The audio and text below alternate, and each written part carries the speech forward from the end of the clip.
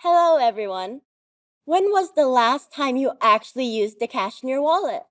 Or do you prefer electronic money? This summer vacation, my mom and I went to Thailand and Singapore.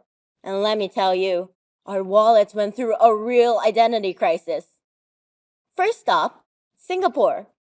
From the moment we arrived, it felt like the future. No one used cash. People tapped their phones, tapped their cards. Tap, tap, tap. Signs everywhere said no cash. Even the vending machines seemed to say, coins? Ugh. Are you serious? Honestly, carrying cash around felt strange. Paying with bills was like pulling out a paper map in the age of Google Maps. Completely out of place. We could hardly use cash anywhere. Not on trains, not on buses, not even at vending machines. Believe it or not, the only place we could use cash was at the airport. But just a 2-hour flight later, everything changed. Next stop, Thailand. And suddenly, our wallets had made a comeback tour. Here, cash was king. Street food stalls, tuk-tuks, massage shops, little mom and pop stores all preferred cash. The moment I held a stock of baht in my hands, I thought, finally, money makes sense again. One shocking example, however, happened at a restaurant near a hotel. The bill was 450 baht, but when we tried to pay by card, they added a mysterious 100 baht credit card fee. Isn't that crazy? That kind of fee was common there, so cash was definitely the better option. And the hotel? They asked for the deposit in cash. In cash! On our last day, they handed us back a stock of baht just before we headed to the airport. I stood there thinking, what are we supposed to do with all this? Buy 100 coconuts? Treat the whole plane to pad thai?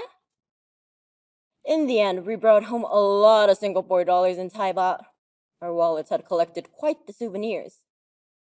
So in just one trip, our wallets lived two completely different lives.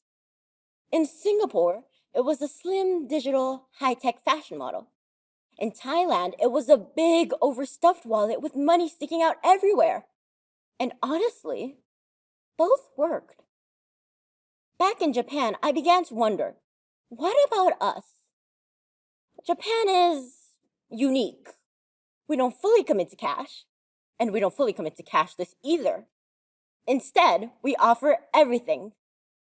At Lawson, you can choose between 19 kinds of barcode payments, 16 kinds of electronic money, 13 types of cards, and of course, cash. That's 49 different ways to buy an onigiri. Just imagine a foreign tourist standing at the register being asked, how would you like to pay? They look at the screen and think, wow, Japan sure has a lot of options. I just hope they have mine. So, will Japan become like Singapore or like Thailand? With apps like PayPay getting popular, I believe Japan will move closer to a cashless society. But maybe, just maybe, we'll keep offering every option forever, because that's the Japanese way. Each system has pros and cons. Cashless is light and convenient, but risky if your data gets hacked. Cash is simple and safe.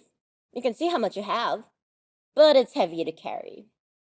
For me, no matter how convenient cashless is, I believe cash will always be the most reliable backup. But I have to admit, it's great when splitting the bill with friends.